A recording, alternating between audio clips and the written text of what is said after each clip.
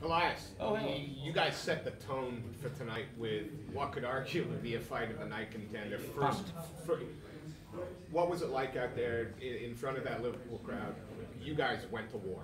Yeah, no, it's always great with coming out to a great crowd, gets you excited. Obviously, being the first fight, I get to kind of proclaim my moniker. Obviously, I'm the Spartan, but I'm also the main event, trademark included. So it doesn't matter whether I'm the top of the card or the bottom of the card, the main event.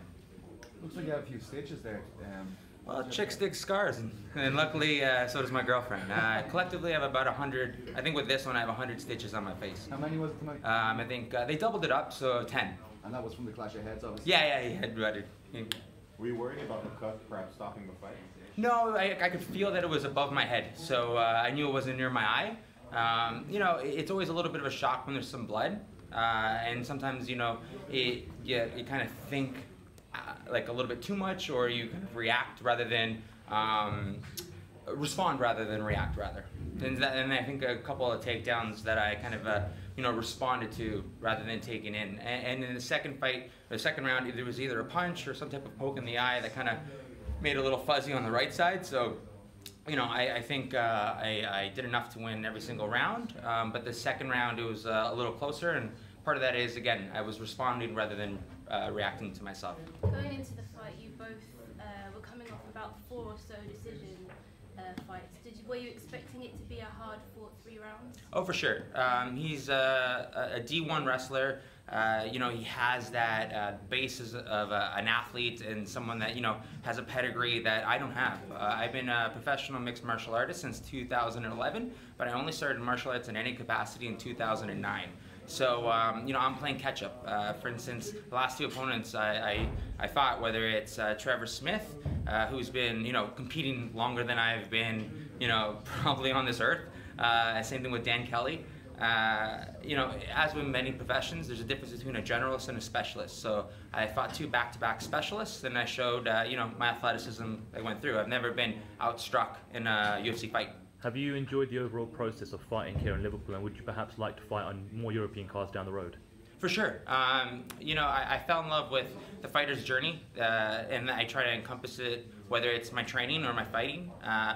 My last fight, I was in Australia for the better part of a month and a bit, and I'm really lucky because my family, they're very supportive, and they came out with me. So I went 2 weeks before, and then another 2 weeks after, and I saw the whole right side of Australia. This time I have an open ticket, and as I mentioned, the girlfriend and I, we're just gonna, we're gonna see Manchester, London. We're gonna take a train out to France. I'm gonna celebrate my my 30th birthday in Paris and Versailles. Then go to Amsterdam for a bit, Belgium, and if we have enough time on the way back, Iceland, to hop on the pond on the way home. Again, this is what I kind of love, the fighter's journey and just kind of traveling. Like I said, I'm very excited to be celebrating my 30th birthday in 3 days, and celebrating my 16th professional win. Were you surprised that, about the volume in there? This was the first fight of the night, and the place seemed to be really full already. Did that surprise you? Yes and no. Especially when you come out to new markets and somewhat quote-unquote smaller markets, people are obviously excited. This is the first time UFC's ever been to Liverpool. You have Darren Till at the top of the card. People are proud. People are excited, and it was really exciting to cheer. And I'm glad that we set the tone. So the middleweight division is kind of hotter than ever, it seems, with so many rising stars. What and who's next for the main event? Yeah, no, obviously I'm looking up. I'm in the top 15, and I just want to go up. I said it before, I kind of fancy myself the poor man's Machida, and I'd love to take on the real one. Why would you like to take on Machida? Obviously, I don't know, it's number 9, so a little bit of a step up for you? First, a step up, but what's it called? Obviously, you want to go up, not down. Yeah, sure. And, again, it's the case of essentially, you train hard enough, you compete long enough, and your idols eventually become your competition. He fought someone that was not ranked 2 fights ago, and it makes sense to fight someone that's at least ranked.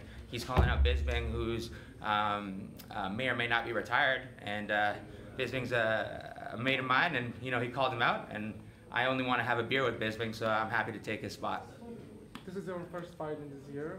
How many fights are you plan to go into in 2018? Well, again, one of the things is I love being a fighter, but I also have a very busy schedule. I have a movie where I am the lead and a producer in. I play an MMA fighter, huge stretch, who gets injured, and I reinvent myself in competitive video games.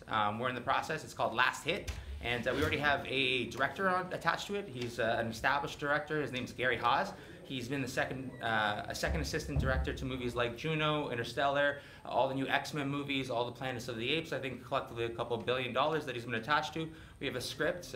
We have the guy that put the script together. His name's Kyle Francis. He's real legit. He did all the what's her name, Kim Kardashian video games, and now he works for Ubisoft. And he's a legit writer, and the script's amazing. And we have a lot of already established, really established fight game competitors, because it's actually going to be the first fight game and movie ever. It's a comedy.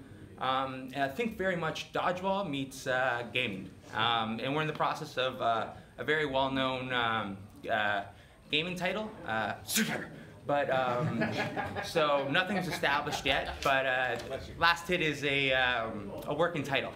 But so that one, if all goes well, we film in mid to late September or October. There's something called the Canadian Cup, which is one of the largest esports events in Canada. So that's where we're going to be putting it. And I think very much dodgeball. So there's going to be like commentators, et cetera, et cetera. It's really exciting. And one of the beautiful things being a producer on it, I get to learn, the back end and what it takes to put together a movie. Also, I don't know if you guys know this, but I am the inaugural ring boy of Invicta, trademark included, and I will be actually coming out with a calendar. I'm going to be approaching other MMA fighters. Basically, the calendar is going to be called Ring Boys of MMA, and who wouldn't love to see a Derek Lewis of July? That's right, in MMA, big is beautiful. You had 3 other of your TriStar teammates on this card. What's it been like in the run-up to this fight with them? It's obviously very exciting. We all have a common purpose and goal. It's really exciting to, the atmosphere. TriStar and obviously the other gym I train at, Titans, and then back home it's rivals, Grant's rivals. But you are the accumulation of those you surround yourself with, and luckily I surround myself with great people. Brilliant. Thanks, Elias. Thank you very much. Cheers. Thanks, man. For us.